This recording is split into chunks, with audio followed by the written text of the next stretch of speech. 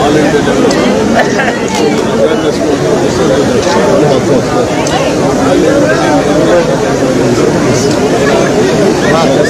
Thank you so much sir.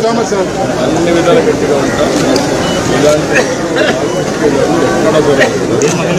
ఎక్కడ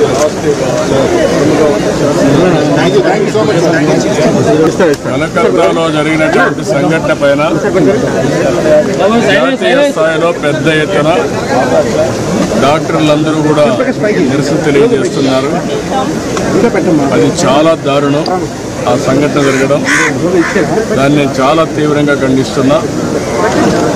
ఒక నాగరిక ప్రపంచంలో కూడా ఇలాంటివి సమర్థించకూడదు, ఆమోదించడానికి కూడా వీలు లేదు.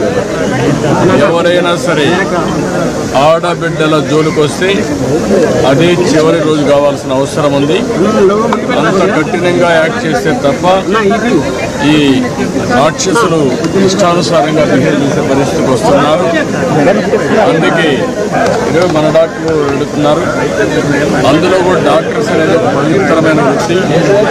జీవితంలో చాలా సంవత్సరాలు చదువుకుని పర్సనల్ లైఫ్ కానీ కనీసం ఫ్యామిలీ లైఫ్ లేకుండా ప్రజాసేవ కోసం ముందుకు పోతూ ఉంటారు. అలాంటి ఆడబిడ్డలకు సెక్యూరిటీ లేకుండా పోవడం చాలా దారుణం. అందుకే తప్పకుండా ఒక ప్రత్యేక చట్టాన్ని తీసుకొస్తాం. చట్టాన్ని తీసుకొచ్చి ఏదైతే కర్ణాటక చేశారో అలాంటి చట్టాన్ని తీసుకొచ్చి పగడ్బందీగా 7 సంవత్సరాలు జైలు శిక్ష పెట్టేట్టుగా తీసుకొస్తే అప్పుడే భయపడతారు.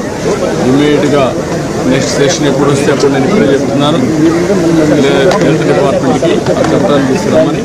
అది దేశంలో ఎక్కడెక్కడ చేసో చూసుకొని మనం తీసుకొస్తే దాన్ని పగడ్బందీగా అమలు చేస్తాం. డాక్టర్స్ కూడా ఒకటే విజ్ఞప్తి చేస్తున్నా, మీతో ఈ సంఘటనలో వేరే ఆలోచన లేదు, మీకు పూర్తిగా అండగా ఉంటాం.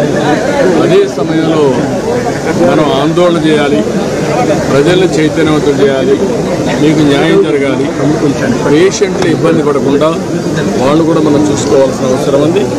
తక్షణమే నిధులు కూడా ఆదరగమని వారిని కోరుకుంటూ చేస్తారని చెప్పి ఆలోచిస్తాం.